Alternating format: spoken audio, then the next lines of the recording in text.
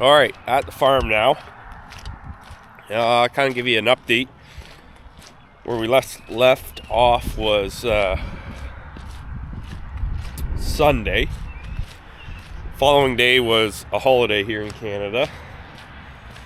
I went to work in the morning, do some things, then came back and I loaded up the sprayer and I sprayed all the corn that we had planted in April so that it was sprayed because I knew it was going to get wet, and then when it finally dried up, the weeds would be that much bigger. And so sprayed that Monday afternoon.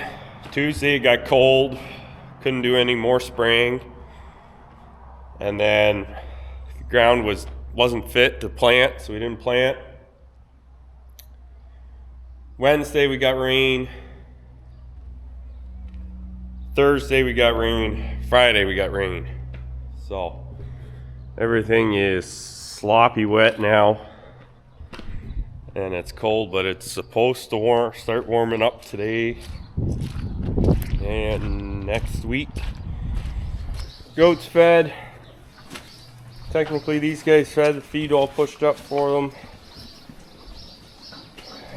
Fat cattle got their supplement. Joe and I are thinking we're going to ship this heifer on Monday. She's pretty well perfectly round. And then a couple more weeks on this guy and that one at the back, because we do need probably to pull out some of the bigger ones in here and get them started on a different ration.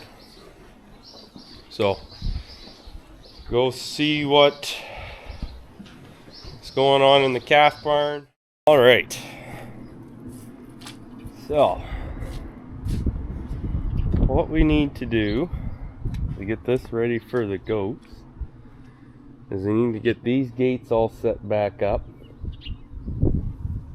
and I'm pretty sure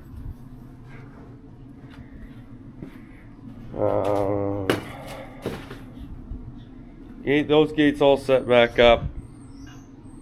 Bring the mini skid steer in here, clean this all out, get this stuff out of here, and then we do have a couple of those feed bunks, and then we will get it set up. I believe I got 10 footers.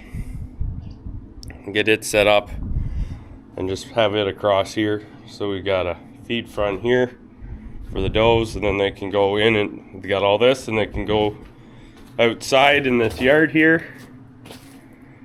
And I'm gonna set up that feeder in there and set that feeder up and see if I can't figure out how to do a roof on it, or try and find a outdoor bale feeder with a roof on it, so that we can just put one of those square bales in there and it should be good to go. So start tackling some of this stuff here that's in here that needs to come out, and get those gates in place. All right, so I've gone and scraped all the manure out of here, and then we did some measuring. So I've got a little man door spring gate here to get in and out of the pen. We're gonna run a feed front along the front here, and before we put anything in here, we've got the chainsaw, and we will buzz and rip this ceiling out because it has sagged quite a bit, and it probably, our luck, would eventually collapse down, and then you're trying to clean that all up when you've got livestock in here. And it won't do it on a day that you can just lock them outside. clean it all up and do it, it will do it on a day that it's raining or lots of snow, high winds, cold. So we will just wait for Joe to come here. We'll bring the mini skid steer in and put it up there. And I think what we'll do, because there's trusses up there, I don't know how much of a gap between the trusses, so we might just cut them in the middle and then fold them out to the side, so all that stuff fall, probably the 200-400 pounds of rat poop that's up there falls down on the ground, and then I scrape it all out with the skid steer and we should be good to go. So I'll just wait for Joe here. Got the chainsaw and my gas mixed up, and we'll get started at it. All right, well,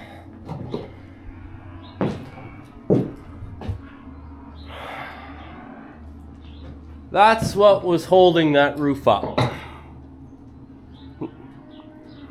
Black wire into the rafters. So, and then once I broke that through, oh, there's definitely makes the barn feel a lot bigger.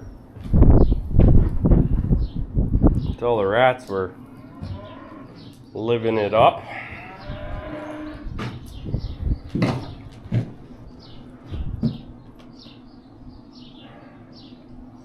The reason I'm cutting it in the middle like that is that's all nailed to the wall there and covered in spray foam. But I'll just wait for Joe to get here now, and we'll carry the sheets of plywood out. And I'm also tried to get it as big a pieces as possible. So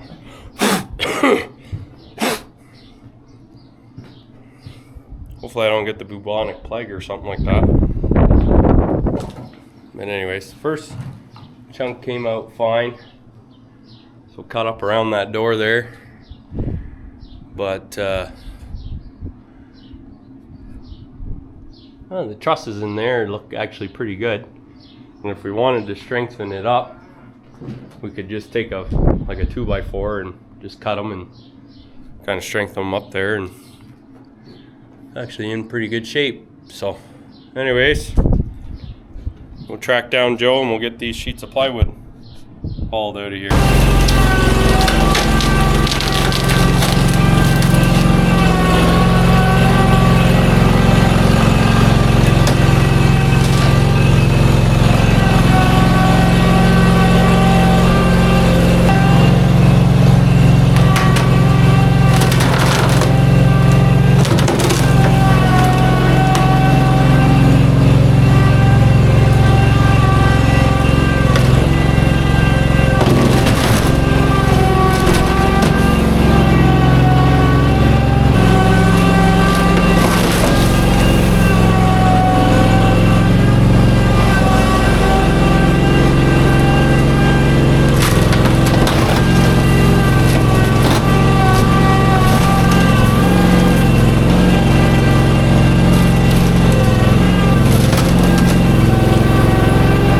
Back from lunch. That installation has made it itchy, so we want to get that cleaned up, and then I'm going to go home, have a shower, and get unitchy. Get that stuff tidied up. I think we're going to put those rat droppings and insulation in the dumpster. Don't want to put that insulation in the manure pit, because there could be some nails and stuff in it as well. So we got that cleaned up, all the insulation, rat droppings, cleaned up the manure pile. We got a yard outside for them. So like I said, the plan is we will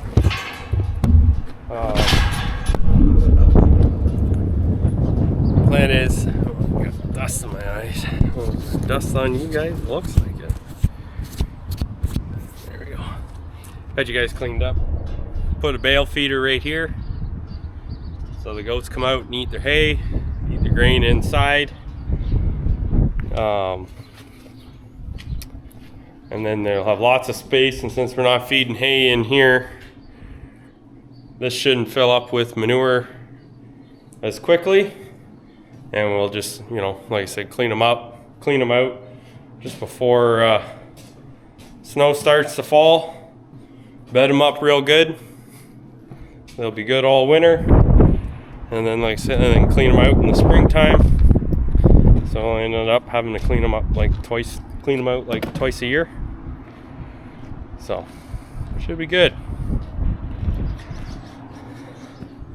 Definitely taking the ceiling out of this barn makes it feel a lot bigger.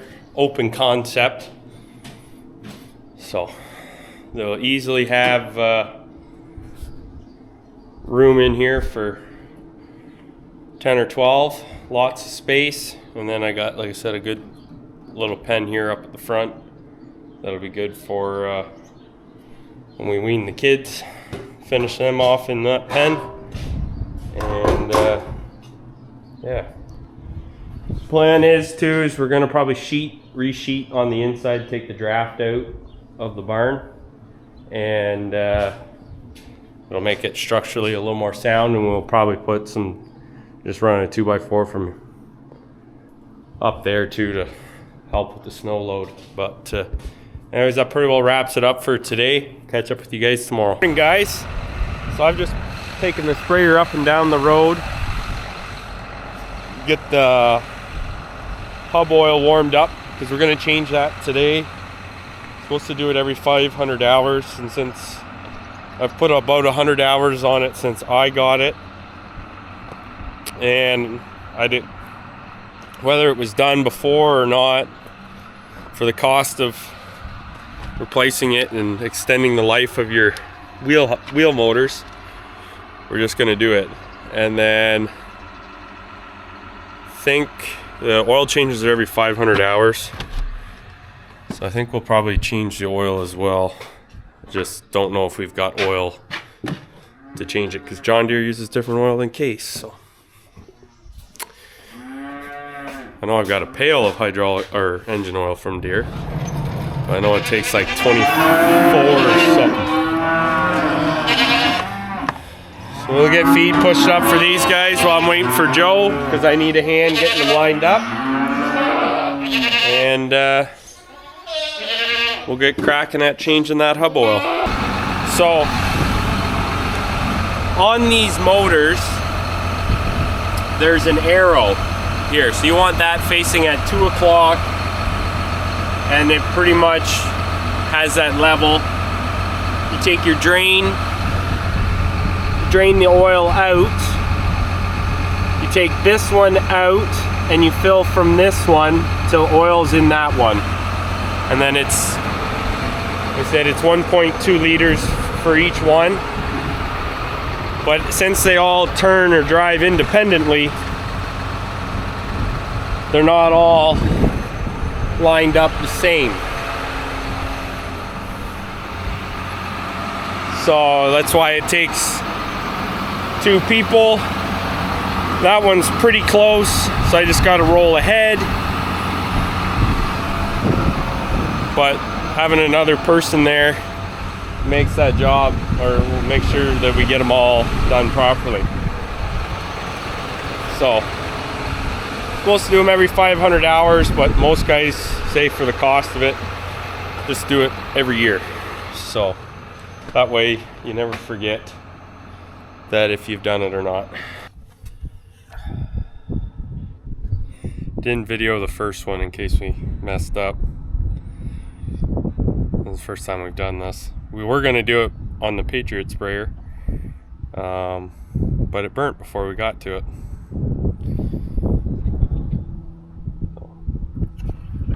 Pretty simple, low cost maintenance, but extends the life of your wheel motors. So just do it every year. Even though we probably won't put 500 hours on it, it's just good peace of mind to do it. Because wheel motors are 25 to 30,000, so, and we're using the synthetic oil, which will help last longer as well.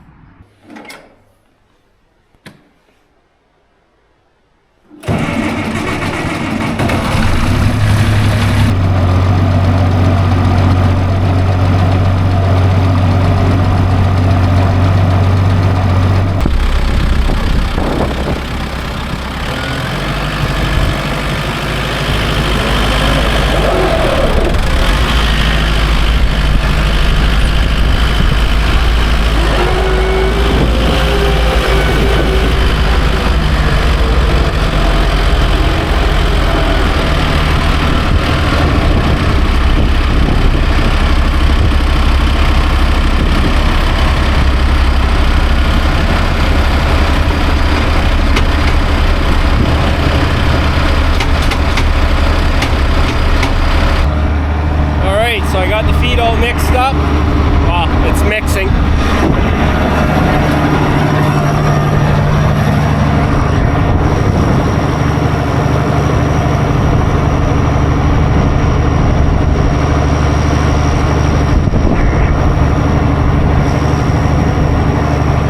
I just gotta hop up there and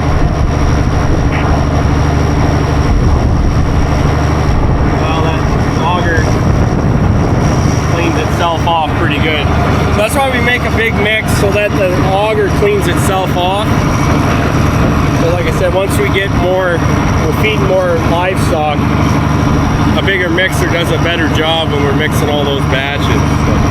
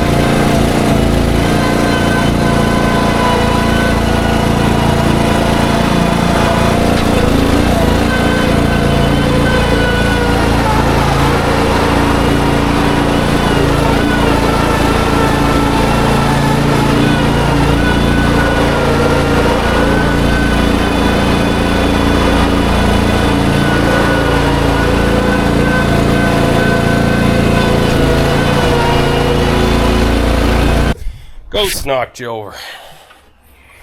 Can't set anything on their pen. Anyways, just shoveled it out a bit. Well, this is more than enough feed for them for the day, so not too worried that I didn't get it spread out evenly. They get pushing it around, but within a couple hours tonight we'll just finish pushing it up. The rest of it up to them, and then Joe will, when we get back to, we got to get these guys some corn, whether we do it with the bucket or something else. But anyways, call Joe. I think he must went home for lunch. So what time is it? Yeah, it is lunchtime. So he went home for lunch. He'll be back, and then we'll go down and get the quad track. Got down here, just bringing some hay home, buying from David. So it's second cut. It's pretty good. Got our tank set up for water down here for when we're spraying. And we'll just have a quick look at the calves while we're down here. So after they're done and weaned and dehorned and castrated, we bring them down here, and they're down here for 90 to 100 days. So they're coming back at over 500 pounds. Started on a stalker ration, so feeds them a bit of baleage and some hay, and then they get a backgrounding pellet. So this is the hay that we're picking up and bringing back. So the calves are at home are going to be eating that in the calf barn. So they're all looking pretty good down here. We let them kind of grow out a bit down here, and that's where our tag numbering system comes in real handy. So we know they're roughly their age, and we can kind of track gain on them. When they come down here, they average right around 300 pounds, and then they're coming back a little over 500. So, and then we can start pushing them on silage and our backgrounding ration that you saw earlier in the video I was making. So, yeah, lots of room down here for them, and it's been working out pretty good having them down here. Well, I've got the hay in tow, crew's set. We'll go see you guys in about a couple hours when we get home. We'll get it unloaded and in the shed. Well, made her all back in one piece. Followed Joe for the last 40 minutes. But anyways, we're back. We're going to get this hay unloaded. I think we'll probably clean up the old mill house up a little bit, and we'll tuck a couple bales in there because this is what we're going to feed the calves. And then we'll stick the rest in the shed. Well guys, that pretty well wraps up this video. If you guys enjoy these videos, be sure to like, subscribe, and comment. It really helps grow the channel. Appreciate all you guys tuning in to watch our, I would say, organized chaos some days. So anyways, appreciate it guys. Till next time, keep her between the ditches.